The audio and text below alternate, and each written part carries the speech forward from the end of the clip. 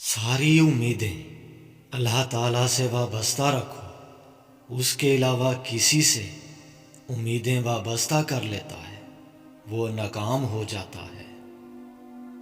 اللہ تعالیٰ کے نزدیک سب سے بڑا گناہ وہ ہے جسے گناہ گار چھوٹا سمجھے۔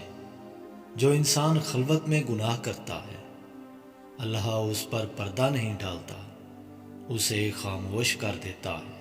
3 گناہ ایسے ہیں جن کا ارتکاب کرنے والے مرنے سے پہلے سزا پا لیتے ہیں: سرکشی، قطع رحمی، جھوٹ۔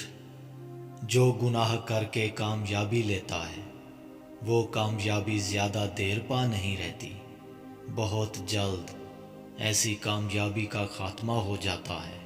مومن میں 6 چیزیں نہیں ہوتی: سخت گیری، حسد، ضد، لجاجت، جھوٹ اور سرکشی۔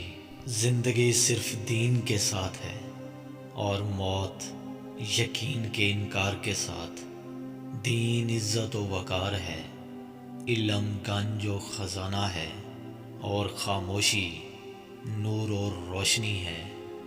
بال جھڑنا شروع ہو جائیں تو نہانے کے بعد تلوں کا تیل لگاؤ، بال جھڑنا بند ہو جائیں گے۔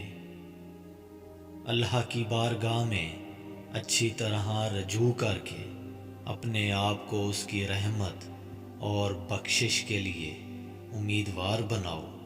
اچھی طرح رجوع کرنے کے لیے بہترین طریقہ رات کو عبادت کرنا ہے۔